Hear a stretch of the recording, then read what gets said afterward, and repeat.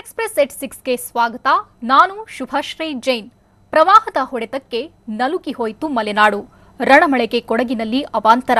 ಕ್ಷಣ ಮಾತ್ರದಲ್ಲಿ ತಪ್ಪಿತು ದುರಂತ. ಕರಾವಳಿ ಜನತೆ ಕಂಗಾಲು. ಮನೆ ಕಳೆದುಕೊಂಡು ಬೀದಿಗೆ ಬಿತ್ತು ಇಡೀ ಕುಟುಂಬ. ಮಗಳ ಜೊತೆ ಅಮ್ಮನ ಅಲೆದಾಟ. ಹೊಳೆಗೆ ಬಿದ್ದ ಕಾರಿನಲ್ಲಿದ್ರ ಇಬ್ಬರು. ವರುಣನ ಹೊಡೆತಕ್ಕೆ ನಡುಗಿದ ಕೊಡಗು. ಅಧಿಕಾರಿಗಳ ಎದುರೇ ಜನ ಕಿಡಿಕಾರಿದ್ದು ಯಾಕೆ? ಹೊಳೆಯಲ್ಲಿ ಕಾರು ಪತ್ತೆ. ವಾಹನದಲ್ಲಿದ್ದವರು ಏನಾದ್ರು? ಹೇಗೆ ನಡೀತಿದೆ ಶೋಧ ಕಾರ್ಯ? ಇದೆಲ್ಲವನ್ನು ನೋಡೋಣ ಜಲದಾಳಿ ನ್ಯೂಸ್ ಎಕ್ಸ್‌ಪ್ರೆಸ್‌ನಲ್ಲಿ.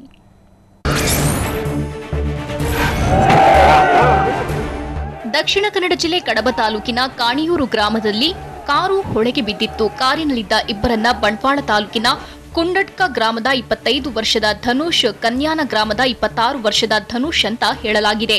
ಇಬ್ಬರು ಸಂಬಂಧಿಕರಾಗಿದ್ದು ಟೈಲ್ಸ್ ಟಿಂಬರ್ ಕೆಲಸ ಮಾಡ್ತಿದ್ರು. ಮಂಜೇಶ್ವರ ಸುಬ್ರಹ್ಮಣ್ಯ ರಾಜ್ಯ ಹೆದ್ದಾರಿಯಲ್ಲಿ ಕಾರು ನಿಯಂತ್ರಣ ತಪ್ಪಿ ಹೊಳೆಗೆ ಬಿದ್ದಿತ್ತು. ಪುತ್ತೂರು ಗ್ರಾಮಾಂತರ ಪೊಲೀಸ್ ಠಾಣಾ ವ್ಯಾಪ್ತಿಯಲ್ಲಿ ಪ್ರಕರಣ ದಾಖಲಾಗಿದೆ.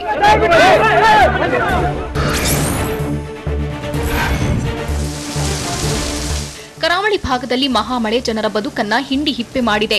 ದಕ್ಷಿಣ ಕನ್ನಡ ಜಿಲ್ಲೆ ಕಡಬ ತಾಲೂಕಿನ ಕಾಣಿಯೂರು ಗ್ರಾಮದಲ್ಲಿ ಕೊಚ್ಚಿ ಹೋಗಿದ್ದ ಕಾರು ಪತ್ತೆಯಾಗಿದೆ.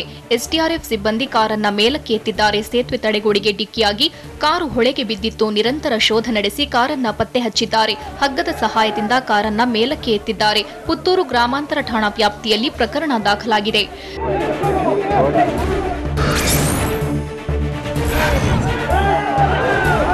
ದಕ್ಷಿಣ ಕನ್ನಡ ಜಿಲ್ಲೆ ಕಡಬ ತಾಲೂಕಿನ ಕಾಣಿಯೂರು ಬಳಿ ಕಾರು ಕೊಚ್ಚಿ ಹೋಗಿದ್ರಿಂದ ಜನರು ಕಂಗಾಲಾಗಿದ್ರು. ಕಾರು ಕೊಚ್ಚಿ ಹೋಗಿದ್ದ ಸ್ಥಳದಲ್ಲಿ ಜನಸಾಗರ ಸೇರಿತ್ತು.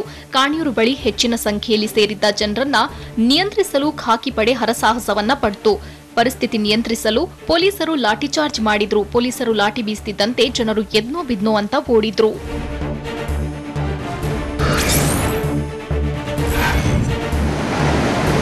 ವರುಣನ ಹೊಡೆತಕ್ಕೆ ಕೊಡಗು ಜಿಲ್ಲೆಯ ಮಡಿಕೇರಿ ನಲುಗಿ ಹೋಗ್ತಿದೆ. ಈ ನಡುವೆ ಮಡಿಕೇರಿಯಲ್ಲಿ ಕಾಳಜಿ ಕೇಂದ್ರದ ಮೇಲೆಯೇ ಗುಡ್ಡ ಕುಸಿತವಾಗಿದೆ. ಮಡಿಕೇರಿ ತಾಲೂಕಿನ ಕೊಯ್ನಾಡು ಪ್ರಾಥಮಿಕ ಶಾಲೆಯಲ್ಲಿ ಘಟನೆ ನಡೆದಿದ್ದು ಶಾಲೆಯ ಕಟ್ಟಡಕ್ಕೆ ಹಾನಿಯಾಗಿದೆ.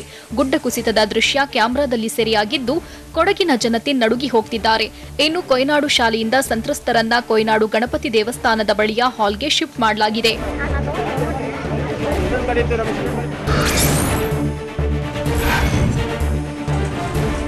ಇನ್ನು ಮಡಿಕೇರಿ ತಾಲೂಕಿನ ಕೊಯ್ನಾಡಲ್ಲಿ ಗುಡ್ಡ ಕುಸಿತವಾಗಿದೆ ಎನ್ನುವ ವಿಷಯ ಗೊತ್ತಾಗ್ತಿದ್ದಂತೆ ಸ್ಥಳಕ್ಕೆ ತಹಶೀಲ್ದಾರ್ ಹಾಗೂ ಎಸಿ ವಿಸಿಟ್ ಕೊಟ್ಟಿದ್ರು. ಈ ವೇಳೆ ಸಂತ್ರಸ್ತರನ್ನ ಸುರಕ್ಷಿತ ಸ್ಥಳಕ್ಕೆ ಸ್ಥಳಾಂತರಿಸಿದ್ರು. ಇದೇ ಸಂದರ್ಭದಲ್ಲಿ ಅಧಿಕಾರಿಗಳು ಹಾಗೂ ಜನಪ್ರತಿನಿಧಿಗಳ ವಿರುದ್ಧ ಜನ ಆಕ್ರೋಶ ಹೊರಹಾಕಿದ್ದಾರೆ. ಕಿಂಡಿ ಅಣೆಕಟ್ಟಿನಿಂದ ಕೃತಕ ಪ್ರವಾಹ ಸೃಷ್ಟಿಯಾಗಿದೆ. ಈ ಊರಿಗೆ ಅಣೆಕಟ್ಟಿನ ಅಗತ್ಯವೇ ಇರಲಿಲ್ಲ. ರಾಜಕಾರಣಿಗಳ ಸ್ವಾರ್ಥಕ್ಕಾಗಿ ಅಣೆಕಟ್ಟು ನಿರ್ಮಿಸಿದ್ದಾರೆ. ಇದರಿಂದಲೇ ಕೊಯ್ನಾಡು ಜಲಾವೃತವಾಗಿದೆ ಅಂತ ಜನ ಕಿಡಿಕಾರಿದ್ದಾರೆ. ಮಾಡ್ತೀನಿ ಅಂತ ಹೇಳಿದ್ದಾರೆ. ಇನ್ನು ವಯಸ್ಸಾದವ್ರು ಕೂಡ ಇದ್ದಾರೆ ಸರ್, ಅವ್ರಿಗೆ ಕಾಲು ನೋವು. ಮತ್ತು ಇನ್ನೊಬ್ರು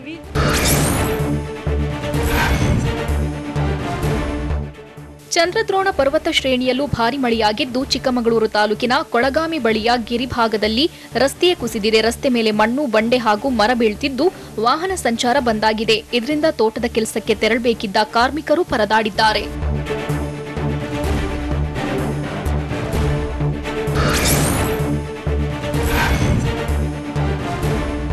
ಉಡುಪಿಯಲ್ಲಿ ಕಳೆದ 1 ವಾರದಿಂದ ಮಳೆಯಾಗ್ತಿರೋದ್ರಿಂದ ನದಿಗಳು ಡೇಂಜರ್ ಆಗಿ ಬದಲಾಗಿವೆ. ಅಳತೆಗೂ ಸಿಗದ ರೇಂಜ್ಗೆ ವೇಗವಾಗಿ ಹರಿಯುತ್ತಿದ್ದು ನದಿ ತೀರದ ದ್ವೀಪ ಪ್ರದೇಶದಲ್ಲಿ ವಾಸಿಸುವ ಜನರಿಗೆ ನಡುಕ ಶುರುವಾಗಿದೆ. ಹೀಗಾಗಿ ಕುಂದಾಪುರ ತಾಲೂಕಿನ ತೆಕ್ಕಟ್ಟೆ ಗ್ರಾಮದ ಕುದ್ರುಬೈಲು ಪ್ರದೇಶದ ಜನ ಸುರಕ್ಷಿತ ದೃಷ್ಟಿಯಿಂದ ಜಾನುವಾರುಗಳನ್ನು ಬೇರೆಡೆ ಸ್ಥಳಾಂತರ ಮಾಡಿದ್ದಾರೆ.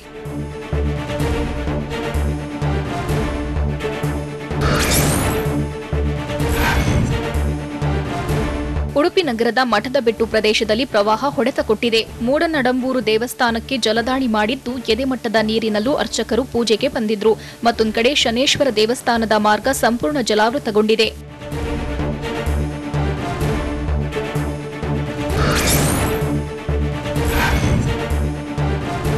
ಉತ್ತರ ಕನ್ನಡ ಜಿಲ್ಲೆಯ ಹಳದಿಪುರದ ಬಡಗಣಿ ಅಗ್ರಹಾರ ಗ್ರಾಮ ನೀರಿನಲ್ಲಿ ಮುಳುಗಡೆಯಾಗುವ ಸಾಧ್ಯತೆ ಇದೆ. ಈಗಾಗಲೇ ವಸತಿ ಪ್ರದೇಶಗಳ ಮೇಲೆ ಜಲದಾಳಿ ಮಾಡಿದೆ. ಹೀಗಾಗಿ ಜೀವ ಉಳಿಸಿಕೊಳ್ಳಲು ಕೆಲವರು ಮನೆ ಖಾಲಿ ಮಾಡಿ ಸಂಬಂಧಿಕರ ಮನೆಗೆ ಹೋಗಿದ್ದಾರೆ. ಮತ್ತೊಂದು ಕಡೆ ನದಿ ನೀರು ತುಂಬಿದ್ರಿಂದ ಕೃಷಿ ಜಮೀನುಗಳು ಕೂಡ ಜಲಾವೃತವಾಗಿದೆ.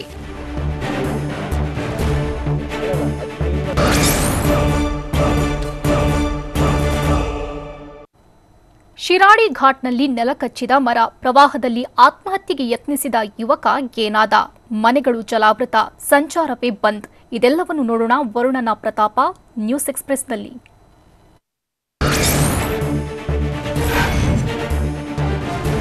ಕಾಫಿನಾಡಲ್ಲಿ ರಣಮಳೆಗೆ ಅವಾಂತರಗಳ ಸುರಿಮಳೆಯೇ ಸೃಷ್ಟಿಯಾಗಿದೆ. ಚಾರ್ಮಾಡಿ ಘಾಟ್ನಲ್ಲಿ ಬೃಹತ್ ಮರ ರಸ್ತೆಗೆ ಬಿದ್ದಿದೆ. ಚಾರ್ಮಾಡಿ 8ನೇ ತಿರುವಿನಲ್ಲಿ ಮರ ಬಿದ್ದು ವಾಹನ ಸವಾರರು ಪರದಾಡಿದ್ರು. ಚಾರ್ಮಾಡಿ ಘಾಟ್ನಲ್ಲಿ ಪ್ರಯಾಣಿಕರು ಪರದಾಡುವ ಪರಿಸ್ಥಿತಿ ನಿರ್ಮಾಣವಾಗಿತ್ತು. ಚಿಕ್ಕಮಗಳೂರು ದಕ್ಷಿಣ ಕನ್ನಡ ಜಿಲ್ಲೆ ಸಂಪರ್ಕಿಸುವ ಘಾಟ್ ಇದಾಗಿದ್ದು ಕಿಲೋಮೀಟರ್ ಗಟ್ಟಲೆ ವಾಹನಗಳು ನಿಂತಲ್ಲೇ ನಿಂತಿದ್ವು. ಟ್ರಾಫಿಕ್ ಜಾಮ್ನಿಂದಾಗಿ ವಾಹನ ಸವಾರರು ಹೈರಾಣಾಗಿದ್ರು.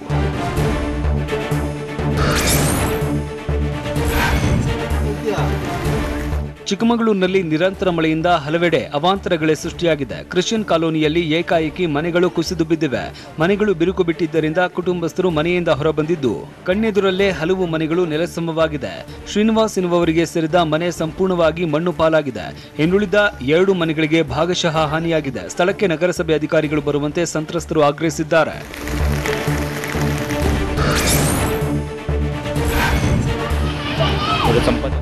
ಈಗಾಗಲೇ ತತ್ತರಿಸಿ ಹೋಗಿರುವ ಕೊಡಗಿನ ಜನತೆಗೆ ಮತ್ತಷ್ಟು ಆತಂಕ ಹೆಚ್ಚಾಗಿದೆ. ಯಾಕಂದ್ರೆ ವರುಣನ ಅಬ್ಬರ ಮುಂದುವರೆದಿದ್ದು ಭಾರಿ ಅವಾಂತರಗಳೇ ಆಗ್ತಾ ಇದೆ. ಈ ನಡುವೆ ಮಡಿಕೇರಿ ತಾಲೂಕಿನ ಕೊಯ್ನಾಡು ಗ್ರಾಮದಲ್ಲಿ 4 ಮನೆಗಳು ಜಲಾವೃತವಾಗಿದೆ.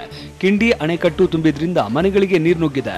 ಸದ್ಯ ಮಡಿಕೇರಿ ಹಾಗೂ ಮಂಗಳೂರು ರಾಷ್ಟ್ರೀಯ ಹೆದ್ದಾರಿ ಮುಳುಗಡೆ ಭೀತಿ ಶುರುವಾಗಿದೆ.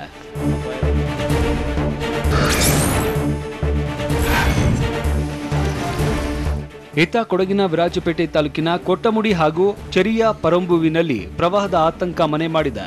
ಯಾಕಂದ್ರೆ ನದಿ, ಹಳ್ಳ, ಕೊಳ್ಳಗಳು ಅಪಾಯದ ಮಟ್ಟ ಮೀರಿ ಹರಿತಾ ಇವೆ. ಈಗಾಗಲೇ ಭಾಗಮಂಡಲ ಹಾಗೂ ನಾಪೋಕ್ಲು ರಸ್ತೆ ಸಂಪರ್ಕ ಕಡಿತವಾಗಿದೆ. ಬೇತ್ರಿ ಬಳಿ ಸೇತುವೆ ಮೇಲೂ ರಭಸವಾಗಿ ನೀರು ಹರಿತಾ ಇದ್ದು ಸಂಚಾರಕ್ಕೆ ತೊಂದರೆಯಾಗಿದೆ.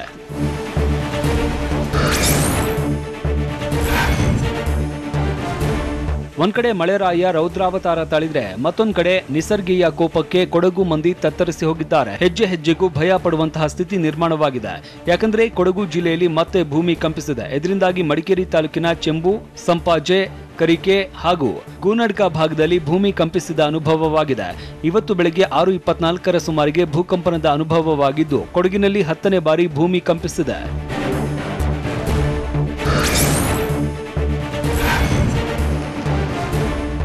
ಇತ್ತ ಉತ್ತರ ಕನ್ನಡ ಜಿಲ್ಲೆಯಲ್ಲಿ ವರುಣ ಕೂಲ್ ಆಗಿಲ್ಲ. ಇದರಿಂದ ಅಘನಾಶಿನಿ, ಗಂಗಾವಳಿ ಹಾಗೂ ವರದಾ ನದಿ ಭರ್ತಿಯಾಗಿದ್ದು ಎದುರಲ್ಲೇ ಸಿಗುವ ಎಲ್ಲಾ ವಸ್ತುಗಳನ್ನ ನುಂಗಿ ಹಾಕುವಂತೆ ಡೇಂಜರ್ ಆಗಿ ಹರಿತಾ ಇವೆ. ಮತ್ತೊಂದು ಕಡೆ ಕಾಳಿ ನದಿಯು ಅಪಾಯದ ಮಟ್ಟ ಮೀರಿ ಹರಿತಾ ಇದ್ದು ಕದ್ರಾ ಜಲಾಶಯ ತುಂಬಿದೆ. ಡ್ಯಾಂ ತುಂಬಿದ್ರಿಂದ 7,000 ಕ್ಯೂಸೆಕ್ಸ್ ನೀರನ್ನ ಹೊರಬಿಡಲಾಗಿದೆ. ಇದರಿಂದ ನದಿ ಪಾತ್ರದ ಜನರಿಗೆ ಪ್ರವಾಹದ ಆತಂಕ ಶುರುವಾಗಿದೆ. ಯಾಕಂದ್ರೆ ಕಳೆದ ವರ್ಷ ನೀರು ಬಿಟ್ಟಾಗ 20 ಗ್ರಾಮಗಳು ಮುಳುಗಡೆಯಾಗಿತ್ತು.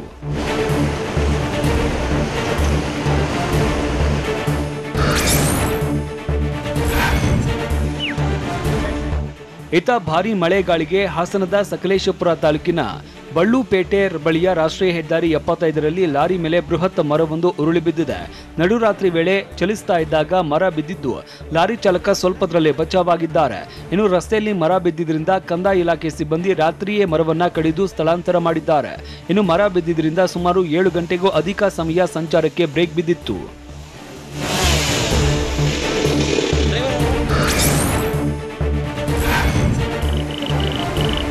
ಇನ್ನು ಚಿಕ್ಕಮಗಳೂರಿನಲ್ಲಿ ಕೆರೆಕಟ್ಟೆ ಒಡೆದು ಅವಾಂತರವಾಗಿದೆ. ಚಿಕ್ಕಮಗಳೂರು ಹೊರವಲಯದಲ್ಲಿರುವ ಮನೆಗಳಿಗೆ ಜಲ ದಿಗ್ಬಂಧನ ಆಗಿದೆ. ರಸ್ತೆಗಳು ಕೂಡ ಸಂಪೂರ್ಣವಾಗಿ ಮುಳುಗಡೆಯಾಗಿದ್ದು ನಿವಾಸಿಗಳು ಪರದಾಡ್ತಿದ್ದಾರೆ. ಕೆಲವರು ಮನೆಯಿಂದ ಹೊರಬರೋದಕ್ಕೂ ಆಗದೆ ಇರೋಕ್ಕೂ ಆಗದೆ ಒದ್ದಾಡ್ತಿದ್ದಾರೆ.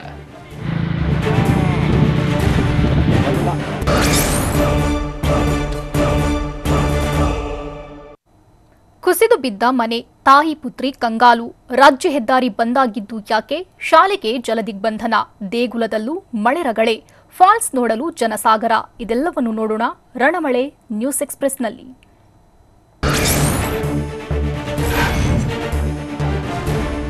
ಚಿಕ್ಕಮಗಳೂರು ಜಿಲ್ಲೆಯಲ್ಲಿ ಭಾರಿ ಮಳೆಗೆ ಐದಳ್ಳಿ ಗ್ರಾಮದಲ್ಲಿ ಮನೆ ಕುಸಿತವಾಗಿದೆ. ಐದಳ್ಳಿ ಗ್ರಾಮದ ನೀಲಮ್ಮ ಎಂಬುವರಿಗೆ ಸೇರಿದಂತ ಮನೆ ಇದಾಗಿದ್ದು ವರುಣನ ಹೊಡೆತಕ್ಕೆ ಬೀದಿಗೆ ಬಿದ್ದಿದ್ದಾರೆ. ಮನೆ ಇಲ್ಲದೆ ತಾಯಿ ಹಾಗೂ ಮಗಳು ಕಂಗಾಲಾಗಿದ್ದಾರೆ. ಅಲ್ಲದೆ ಯಾರಾದರೂ ಸಹಾಯಕ್ಕೆ ಬಂದರೆ ಸಾಕು ಅಂತ ತಾಯಿ ಮಗಳು ಅಂಗಲಾಚುತ್ತಿದ್ದಾರೆ.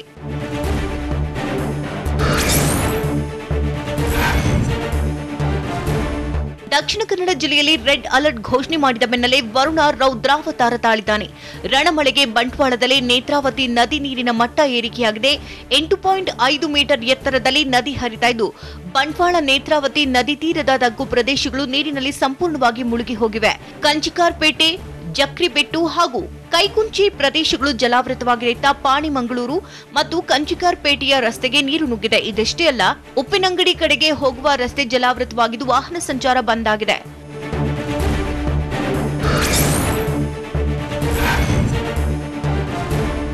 ಸುಬ್ರಹ್ಮಣ್ಯದ ಕುಮಾರ ಪರ್ವತ ಸುತ್ತಲೂ ಧೋ ಅಂತ ಮಳೆ ಸುರಿತಾ ಇದ್ದು ಮಂಜೇಶ್ವರ ಹಾಗೂ ಸುಬ್ರಹ್ಮಣ್ಯ ರಾಜ್ಯ ಹೆದ್ದಾರಿ ಜಲಾವೃತವಾಗಿದೆ.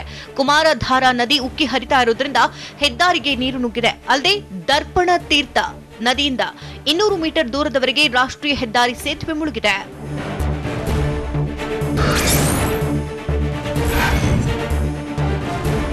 ದುರಂತ ಅಂದ್ರೆ ಮಹಾರಾಷ್ಟ್ರದ ಘಟ್ಟ ಪ್ರದೇಶದಲ್ಲಿ ಮಳೆರಾಯನ ಆರ್ಭಟ ಮುಂದುವರೆದಿದೆ. ಇದರಿಂದಾಗಿ ನಿಪ್ಪಾಣಿ ತಾಲೂಕಿನ ಜತ್ರಾಟ ಹಾಗೂ ಭೀವಶಿ ಸೇತುವೆ ಮುಳುಗಿದೆ. ಇದಷ್ಟೇ ಅಲ್ಲ, ಚಿಕ್ಕೋಡಿಯ ಮಾಂಜರಿ ಹಾಗೂ ಬಾವನಸೌದತ್ತಿ ಸೇತುವೆಯ ಜಲಾವೃತವಾಗಿದೆ. ಸದ್ಯ ಪೊಲೀಸರು ಬ್ರಿಡ್ಜ್ ಮೇಲೆ ಬ್ಯಾರಿಕೇಡ್ ಅಳವಡಿಸಿ ಸಂಚಾರಕ್ಕೆ ಬ್ರೇಕ್ ಕೊಟ್ಟಿದ್ದಾರೆ. ಇನ್ನು ಈಗಾಗಲೇ 4 ಕೆಳ ಹಂತದ ಸೇತುವೆಗಳು ಮುಳುಗಡೆಯಾಗಿದ್ದು ಜನರ ಸಂಪರ್ಕ ಕೂಡ ಕಟ್ ಆಗಿದೆ.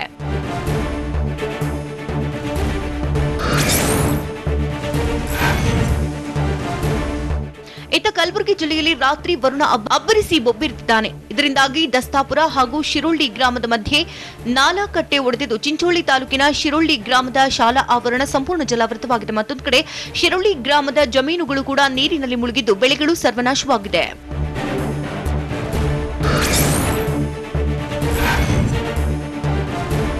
ಉಡುಪಿಯಲ್ಲಿ ನಿನ್ನೆ ಬೆಳಗ್ಗೆ ಸ್ವಲ್ಪ ಕೂಲ್ ಆಗಿದ್ದಂತಹ ವರುಣ ರಾತ್ರಿ ಆಗ್ತಾ ಇದ್ದಂತೆ ಪ್ರತಾಪ ತೋರಿಸಿದ್ದಾನೆ. ಇಡೀ ರಾತ್ರಿ ಅಬ್ಬರಿಸಿದ್ದು ಉಡುಪಿ ಜಿಲ್ಲೆಯಲ್ಲಿ ಇಂದು ರೆಡ್ ಅಲರ್ಟ್ ಘೋಷಣೆ ಮಾಡಲಾಗಿದೆ. ಇನ್ನು ಕಾಪು ತಾಲೂಕಿನ ಪಡುಬಿದ್ರೆ ಗ್ರಾಮದ ಹೊಯ್ಗೆ ತೋಟದ ಕೆಲವು ಮನೆಗಳು ಜಲಾವೃತವಾಗಿದೆ. ಉಡುಪಿ ನಗರದಲ್ಲಿ ಜಲದಾಳಿ ಆಗಿದ್ದು ಗದ್ದೆಗಳು ನೀರಿನಲ್ಲಿ ಮುಳುಗಿವೆ.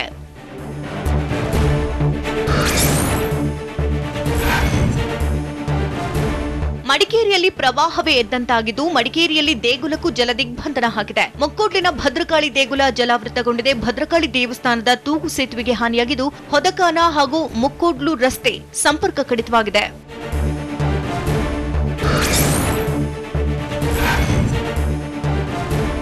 ಭಾರಿ ಮಳೆಗೆ ಉತ್ತರ ಕನ್ನಡ ಜಿಲ್ಲೆಯ ಶಿರಸಿಯ ಬನವಾಸಿ ದೇಗುಲ ಸೋರ್ತಾ ಇದೆ. ಗರ್ಭಗುಡಿ ಹಾಗೂ ಸಂಕಲ್ಪ ಮಂಟಪ ಮತ್ತು ತ್ರಿಕೋಲ ಮಂಟಪದಲ್ಲಿ ನೀರು ಸೋರ್ತಾ ಇದೆ.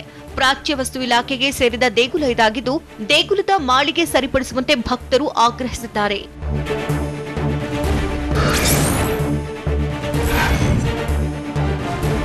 ಕಾವೇರಿ ಜಲಾನಯನದ ಪ್ರದೇಶದಲ್ಲಿ ಭಾರಿ ಮಳೆಯಾಗ್ತಾ ಇರುವುದರಿಂದ ಮೈಸೂರು ಜಿಲ್ಲೆಯ ಕೆಆರ್ ನಗರ ತಾಲೂಕಿನ ಚುಂಚನಕಟ್ಟೆ ಜಲಪಾತ ಹಾಗೂ ಧನುಷ್ಕೋಟಿ ಜಲಪಾತಕ್ಕೆ ಜೀವಕಳೆ ಬಂದಿದೆ. ರಾಜ್ಯದ ಪ್ರಮುಖ ಜಲಪಾತಗಳಲ್ಲಿ ಒಂದಾಗಿರುವ ಚುಂಚನಕಟ್ಟೆ ಜಲಪಾತದ ಸೌಂದರ್ಯ ಮತ್ತಷ್ಟು ಹೆಚ್ಚಾಗಿದ್ದು ಪ್ರವಾಸಿಗರು ಜಲಪಾತ ನೋಡುವುದಕ್ಕೆ ಅಂತಲೇ ಆಗಮಿಸ್ತಾ ಇದ್ದಾರೆ. ಮತ್ತೊಂದು ಕಡೆ ಜಲಪಾತದಲ್ಲಿ 31 ಅಡಿಯ ಆಂಜನೇಯ ವಿಗ್ರಹ ಆಕರ್ಷಣೆಯ ಕೇಂದ್ರಬಿಂದುವಾಗಿದೆ.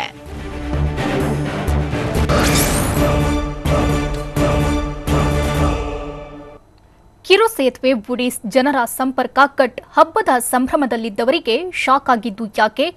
ಬಹುತೇಕ ಕೆಆರ್ಎಸ್ ಭರ್ತಿ ಅಲೆಗಳ ಅಬ್ಬರಕ್ಕೆ ಕಡಲ ಕೊರೆತ ಆಗ್ತಿರುವುದು ಎಲ್ಲಿ? ಇದೆಲ್ಲವನ್ನು ನೋಡೋಣ ಪ್ರಚಂಡ ಮಳೆ ನ್ಯೂಸ್ ಎಕ್ಸ್‌ಪ್ರೆಸ್‌ನಲ್ಲಿ. ದಕ್ಷಿಣ ಕನ್ನಡ ಜಿಲ್ಲೆಯಲ್ಲಿ ಭಾರೀ ಮಳೆಗೆ ಕಿರು ಸೇತುವೆ ಕೊಚ್ಚಿ ಹೋಗಿದೆ. ಸುಳ್ಯ ತಾಲೂಕಿನ ಬಾಳುಗೋಡು ಉಪ್ಪುಕಳದಲ್ಲಿ ಘಟನೆ ನಡೆದಿದ್ದು ನಿನ್ನೆ ರಾತ್ರಿ ಮಳೆಗೆ ಮರದ ಸೇತುವೆ ನೀರು ಪಾಲಾಗಿದೆ. ಕಿರು ಸೇತುವೆ ಕೊಚ್ಚಿಕೊಂಡು ಹೋಗಿದ್ರಿಂದ ಗ್ರಾಮಗಳ ಮಧ್ಯೆ ಸಂಪರ್ಕ ಕಡಿತವಾಗಿದೆ. ಮತ್ತೊಂದು ಕಡೆ ಕಡಬ ಹಾಗೂ ಪಂಜಾ ರಸ್ತೆಯ ಪುಳಿಕುಕ್ಕು ಎಂಬಲ್ಲಿ ರಸ್ತೆ ನೀರು ಪಾಲಾಗಿದೆ.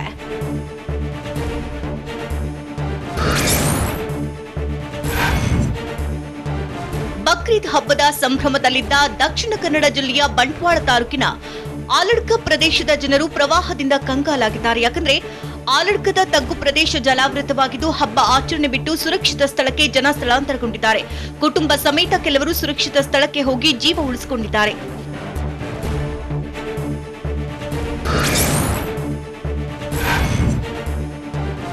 ದಕ್ಷಿಣ ಕನ್ನಡ ಜಿಲ್ಲೆಯಲ್ಲಿ ಕೆಲವೆಡೆ ತಗ್ಗು ಪ್ರದೇಶಗಳು ಮಾತ್ರ ಜಲಾವೃತವಾಗಿಲ್ಲ. ಬಂಟ್ವಾಳ ತಾಲೂಕಿನ ವಿವಿಧ ಪ್ರದೇಶಗಳು ಮುಳುಗಡೆಯಾಗಿದ್ದು ಬಂಟ್ವಾಳದ ಶಾರದಾ ಪ್ರೌಢಶಾಲೆಯನ್ನ ಮಳೆ ನೀರು ಸುತ್ತುವರೆದಿದೆ. ಇನ್ನು ಇದೇ ಪ್ರೌಢಶಾಲೆಯನ್ನ ಕಾಳಜಿ ಕೇಂದ್ರ ಮಾಡಲಾಗಿತ್ತು. ಆದ್ರೀಗ ಕಾಳಜಿ ಕೇಂದ್ರವಾಗಿದ್ದ ಶಾಲೆಯೇ ನೀರಿನಲ್ಲಿ ಮುಳುಗಿದ್ದು ಸ್ಥಳೀಯರಲ್ಲಿ ಆತಂಕ ಹೆಚ್ಚಾಗಿದೆ.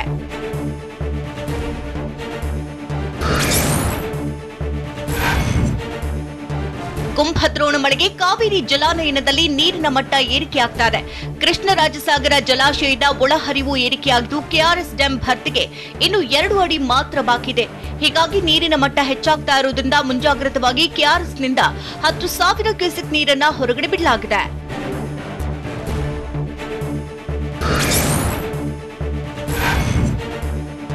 ಇತ್ತ ನೀರು ಬಿಡುಗಡೆಗೊಳಿಸಿದ್ರಿಂದ ಮಂಡ್ಯದ ಶ್ರೀರಂಗಪಟ್ಟಣ ತಾಲೂಕಿನ ರಂಗನತಿಟ್ಟು ಮುಳುಗಡೆಯ ಅಂಚಿಗೆ ತಲುಪಿದೆ. ಅಲ್ಲದೆ ಪಕ್ಷಿಧಾಮದಲ್ಲಿ ಬೋಟಿಂಗ್ ರದ್ದುಗೊಳಿಸಲಾಗಿದೆ. ಮತ್ತೊಂದು ಕಡೆ ಪಕ್ಷಿಧಾಮದ ನಡುಗಡ್ಡೆಗಳು ಮುಳುಗುವ ಸಾಧ್ಯತೆ ಇದ್ದು ರಂಗನತಿಟ್ಟು ಸಿಬ್ಬಂದಿ ಅಲರ್ಟ್ ಆಗಿದ್ದಾರೆ.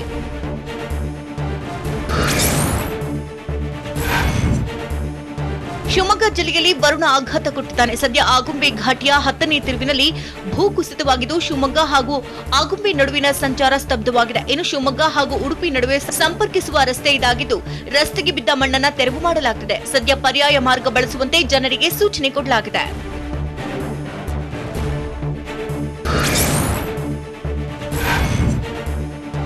ಭಾರೀ ಗಾಳಿ ಹಾಗೂ ರಣಮಳೆಗೆ ಉತ್ತರ ಕನ್ನಡ ಜಿಲ್ಲೆಯ ಹೊನ್ನಾವರ ತಾಲೂಕಿನ ಹಳದಿಪುರ ಬೀಚ್ನಲ್ಲಿ ಅಲೆಗಳು ಜೋರಾಗಿವೆ. ಅದು ಯಾವ ರೇಂಜ್ಗೆ ಅಲೆಗಳ ಹೊಡೆತಕ್ಕೆ ಕಡಲು ಕೊರೆತ ಉಂಟಾಗ್ತಿದೆ ಅಂದ್ರೆ ರಸ್ತೆಗೆ ಹಾಕಲಾಗಿದ್ದಂತಹ ಕಲ್ಲುಗಳು ಕಿತ್ತು ಬರ್ತಾ ಇದ್ದು ರಸ್ತೆ ಸಂಪೂರ್ಣ ಹಾನಿಯಾಗಿದೆ.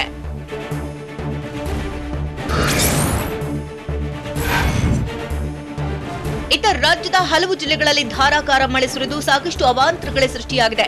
ಇದರ ಎಫೆಕ್ಟ್ ಬೆಂಗಳೂರಿಗೂ ತಟ್ಟಿದೆ. ಸಿಲಿಕಾನ್ ಸಿಟಿ ಬೆಂಗಳೂರಿನ ವಾತಾವರಣ ಕಂಪ್ಲೀಟ್ ಚೇಂಜ್ ಆಗಿಬಿಟ್ಟಿದೆ. ತುಂತುರು ಮಳೆ, ಕೂಲ್ ವೆದರ್, ಬೆಳಗ್ಗೆ ಮಧ್ಯಾಹ್ನ ಸಂಜೆ ಒಂದೊಂದು ರೀತಿಯ ವಾತಾವರಣವಿದೆ. ಬೆಳಗ್ಗೆ ಚಳಿ ವಾತಾವರಣವಿದ್ರೆ ಮಧ್ಯಾಹ್ನದ ಹೊತ್ತಿಗೆ ಮಳೆ ಆರಂಭ ಆಗುತ್ತೆ. ಸದ್ಯಕ್ಕೆ ಬಿಸಿಲೇ ಮಾಯವಾಗಿದ್ದು ತಣ್ಣನೆಯ ವಾತಾವರಣ ಸೃಷ್ಟಿಯಾಗಿದೆ.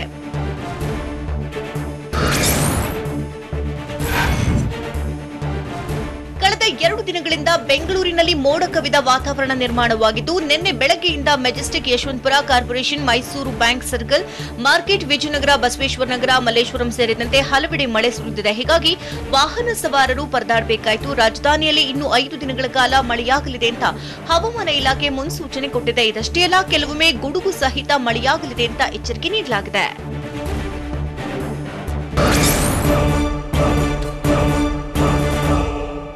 ಹೊಟ್ಟೆನೋವು ತಾಳಲಾರದೆ ಯುವಕ ಆತ್ಮಹತ್ಯೆ, ಖದೀಮರ ಆಟ reveal, truck struck, full traffic jam, 3 ಮಕ್ಕಳಿಗೆ ಜನ್ಮ ನೀಡಿದ ತಾಯಿ. ಇದೆಲ್ಲವನ್ನು ನೋಡೋಣ ಸಮಗ್ರ ನ್ಯೂಸ್ ಎಕ್ಸ್‌ಪ್ರೆಸ್‌ನಲ್ಲಿ. ಬೆಂಗಳೂರಿನ ಕೆಂಗೇರಿಯಲ್ಲಿ ಹಾಡಹಗಲೇ ಜ್ಯೋತಿಷಿ ಮನೆ ರಾಬರಿ ಪ್ರಕರಣಕ್ಕೆ ಸಂಬಂಧಿಸಿದಂತೆ ಖದೀಮರ ಆಟ ರಿವೀಲ್ ಆಗಿದೆ. ಅಂದ್ರೆ ಜ್ಯೋತಿಷಿ ಪ್ರಮೋದ್ ಮೇಲೆ ಹಲ್ಲೆ ನಡೆಸಿ ದರೋಡೆ ಮಾಡಿ ಪರಾರಿಯಾಗ್ತಿರೋ ದೃಶ್ಯ ಸಿಸಿ ಕ್ಯಾಮೆರಾದಲ್ಲಿ ಸೆರೆಯಾಗಿದೆ. ಇನ್ನು ನಿನ್ನೆ ಜ್ಯೋತಿಷ್ಯ ಕೇಳುವ ನೆಪದಲ್ಲಿ ಬಂದ ರಾಬರ್ಸ್ ಜ್ಯೋತಿಷಿ ಪ್ರಮೋದ್ ಮೇಲೆ ಹಲ್ಲೆ ನಡೆಸಿ ಚಿನ್ನಾಭರಣ 5 ಲಕ್ಷ ನಗದು ಹಣ ದರೋಡೆ ಮಾಡಿದ್ರು.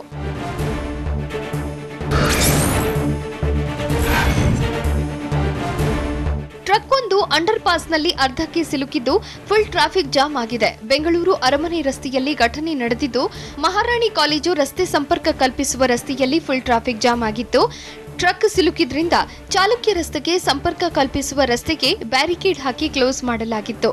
ಇನ್ನು ವಾಹನ ಸಂಚಾರಕ್ಕೆ ಫ್ರೀಡಂ ಪಾರ್ಕ್ ಮೂಲಕ ಬದಲಿ ಮಾರ್ಗದಲ್ಲಿ ವ್ಯವಸ್ಥೆ ಮಾಡಿದ್ರು. ಆದ್ರೆ ಮೈಸೂರು ಬ್ಯಾಂಕ್ ವೃತ್ತದಲ್ಲೂ ಕೂಡ ಟ್ರಾಫಿಕ್ ಜಾಮ್ ಆಗಿ ಸವಾರರು ಪರದಾಡಿದ್ರು.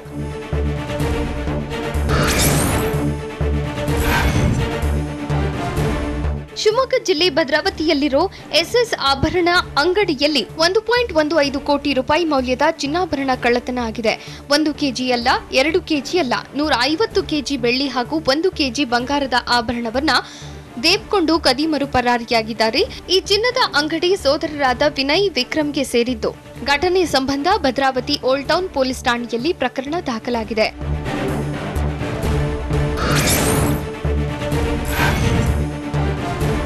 ಉತ್ತರ ಕನ್ನಡ ಜಿಲ್ಲೆಯ ಕುಮಟಾ ಪಟ್ಟಣದಲ್ಲಿ ಮಹಿಳೆಯೊಬ್ಬರು 3 ಮಕ್ಕಳಿಗೆ ಜನ್ಮ ನೀಡಿದ್ದಾರೆ. ಅದು ಕೂಡ ಗೀತಾ ಎಂಬುವರು ಮದುವೆಯಾಗಿ 11 ವರ್ಷದ ಬಳಿಕ ತ್ರಿಬಳಿ ಮಕ್ಕಳಿಗೆ ಜನ್ಮ ನೀಡಿದ್ದಾರೆ. 2 ಗಂಡು ಹಾಗೂ 1 ಹೆಣ್ಣು ಮಗುವಿನ ಜನನವಾಗಿದ್ದು ತಾಯಿ ಮತ್ತು ಮಕ್ಕಳು ಆರೋಗ್ಯವಾಗಿದ್ದಾರೆ.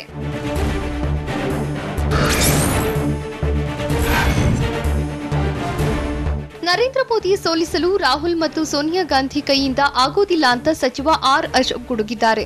ಕೋಲಾರದಲ್ಲಿ ಮಾತನಾಡಿದ ಆರ್ ಅಶೋಕ್, ಮುಂದೆಯೂ ನರೇಂದ್ರ ಮೋದಿಗೆ ಭಾರತದ ಪ್ರಧಾನಿ, ದೇಶದ ಪ್ರಧಾನಿ ಯಾರೆಂದು ಕೇಳಿದ್ರೆ ಮಕ್ಕಳು ಹೇಳ್ತಾರೆ. ಉತ್ತರ ಪ್ರದೇಶ, ಮಧ್ಯಪ್ರದೇಶದಲ್ಲಿ ಬಿಜೆಪಿ ಸರ್ಕಾರ ಇದೆ. ಹಲವು ರಾಜ್ಯಗಳಲ್ಲಿ ಡಬಲ್ ಇಂಜಿನ್ ಸರ್ಕಾರ ಇದೆ. ಕರ್ನಾಟಕದಲ್ಲಿ ಕಾಂಗ್ರೆಸ್ ಪಕ್ಷ ಅಧಿಕಾರಕ್ಕೆ ಬರುವುದಿಲ್ಲ. ಸಿದ್ದರಾಮಯ್ಯ, ಡಿಕೆಶಿ ತಿಪ್ಪರ್ಲಾಗ ಹಾಕಿದ್ರು ಬರುವುದಿಲ್ಲ ಅಂತ ಅಶೋಕ್ ಕಾಂಗ್ರೆಸ್ಗೆ ಟಾಂಗ್ ಕೊಟ್ಟಿದ್ದಾರೆ.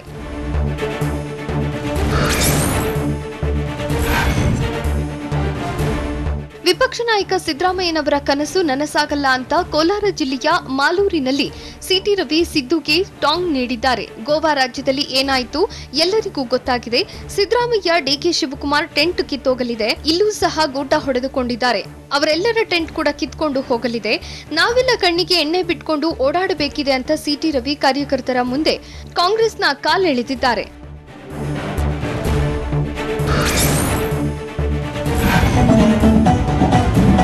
ಮೈಸೂರಿನ ರಿಂಗ್ ರಸ್ತೆಯ ಶೇಷಾದ್ರಿಪುರಂ ಕಾಲೇಜಿನಲ್ಲಿ ವಿದ್ಯಾರ್ಥಿಗಳು ಕುಣಿದು ಕುಪ್ಪಳಿಸಿದ್ದಾರೆ.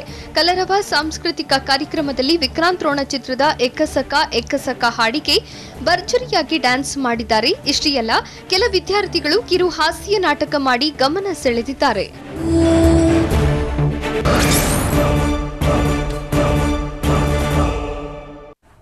ಇದು ಈವರೆಗಿನ ಪ್ರಮುಖ ಸುದ್ದಿ. ನಿರಂತರ ಸುದ್ದಿಗಾಗಿ ನೋಡ್ತಾ ಇರಿ TV9.